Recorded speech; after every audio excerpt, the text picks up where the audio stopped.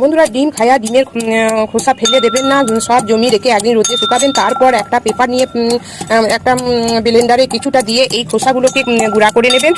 15 দিন অন্তর অন্তর গাছের চারপাশে এই ডিমের খোসা গুঁড়ি দিয়ে মাটি সামান্য খুঁড়ে মিশিয়ে দেবেন। ডিমের ক্যালসিয়াম গাছের জন্য খুবই উপকারী সার।